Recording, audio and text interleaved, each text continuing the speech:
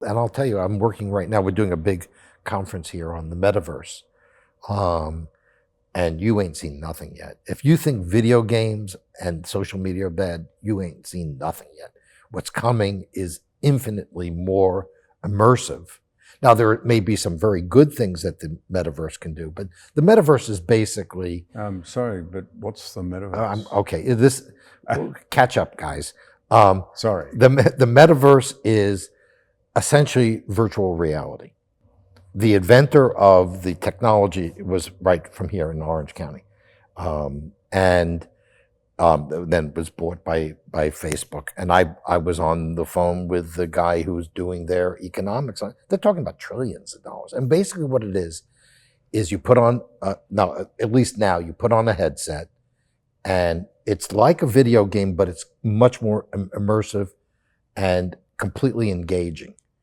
And, the potential for whatever sort of fantasy you have is pretty overwhelming. And so the idea would be long term, you're going to have a population which spends an enormous amount of its time online.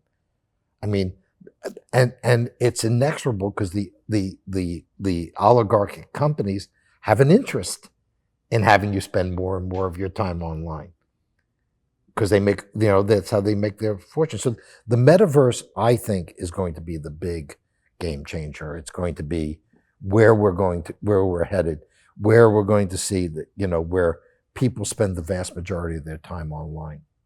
And it's because right now, even video games are not quite that immersive. I mean, they are to some extent.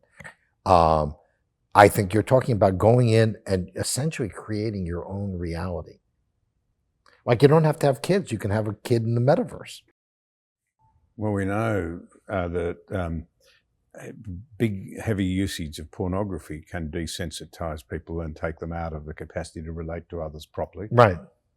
What does this have the potential to do in terms of just to intensify that and make it more alluring?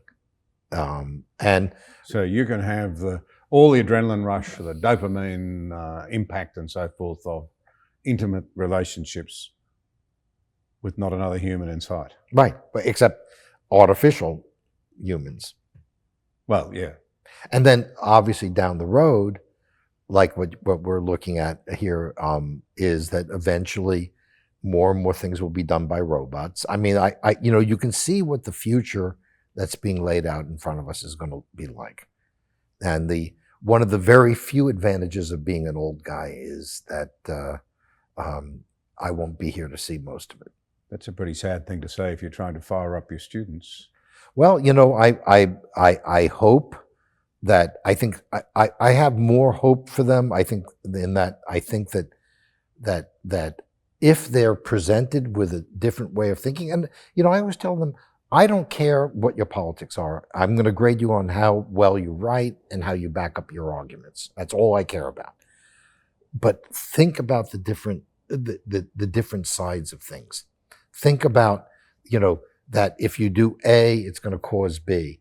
And then maybe you should still do A, but you ought to know that there are going to be these negatives.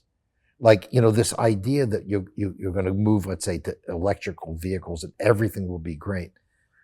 Well, that's, there's going to be a lot of pain along the way and basically, particular people will feel it more than others. But I still believe that ultimately young people are not stupid. They're not, I find the kids I teach, they're smart. They're technologically, much better than me. They know how to, they really, I think there is this interest. I think the Zs, the next generation, will be better than the millennials.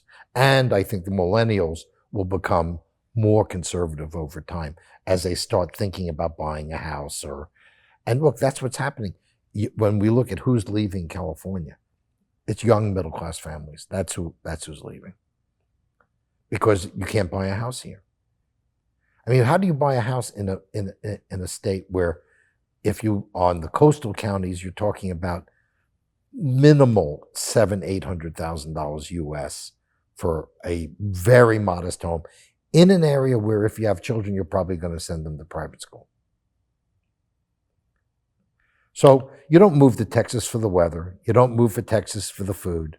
You don't move, although there is some good food there, but you don't move to Texas for the topography. I mean, there's no question California is infinitely nicer than Texas. I mean, I'm sorry. I mean, there's just no way. I couldn't possibly comment. Well, but I can. So, but in Texas, there's opportunity. And in Texas, there's some idea of at least some protection of your basic rights. Now, the problem that Texas has is it has a far right that has its own agenda, which isn't so great. But for people when they're moving, if I can move to a nice suburb of Dallas and buy a house for $450,000 instead of $800,000, and I'm in an area where I can send my kids to the public school, it's a kind of a no-brainer. You know, and what you do is in the middle of the summer, you go and spend a month in California.